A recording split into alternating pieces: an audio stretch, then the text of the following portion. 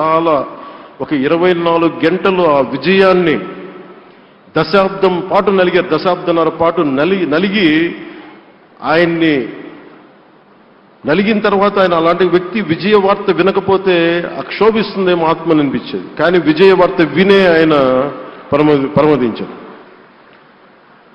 అందుకు నాకు చాలా ఒక తృప్తినిచ్చింది.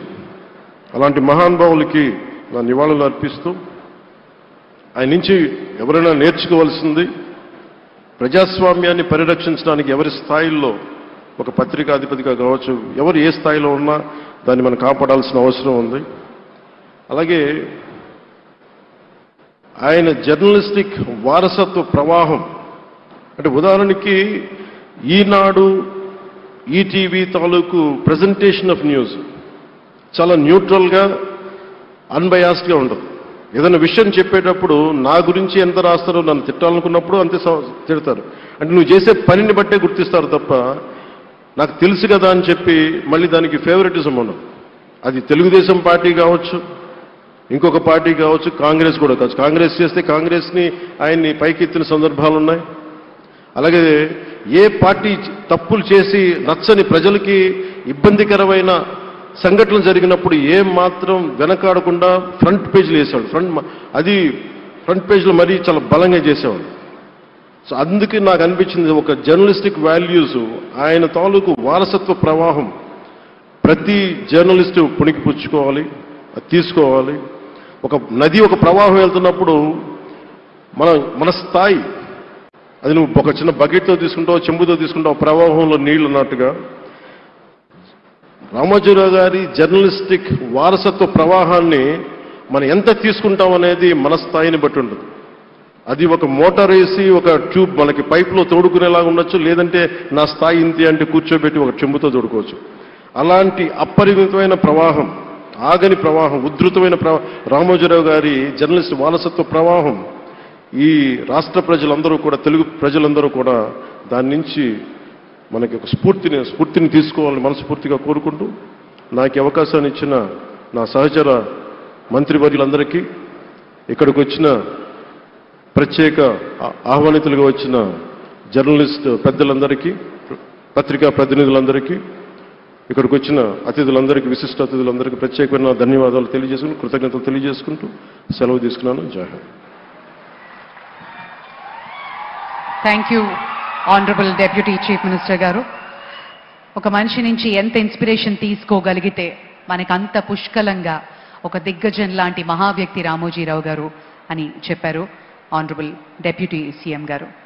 మరి అదేవిధంగా తండ్రి అడుగుజాడల్లో తండ్రి బిల్డ్ చేసిన ఎంపైర్ని ఒక లెగసీగా తీసుకుంటూ ముందుకెళ్ళాలి అంటే అదొక పెద్ద ఛాలెంజ్.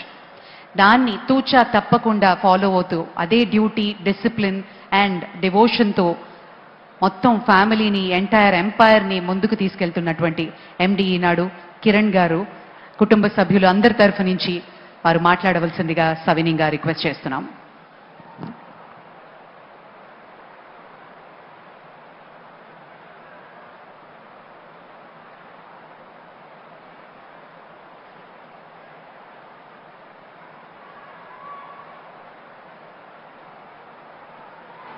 అందరికీ నమస్కారం.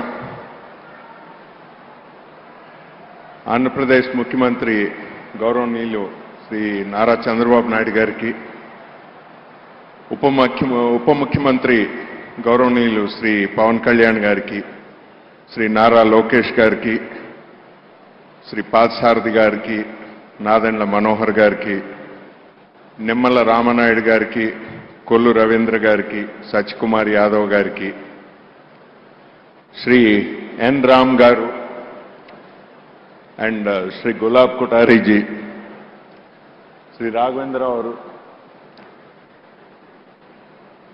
ఆర్ఆర్ఆర్ రాజమౌళి గారు, కీరవాణి గారికి, మురళీమోహన్ గారికి,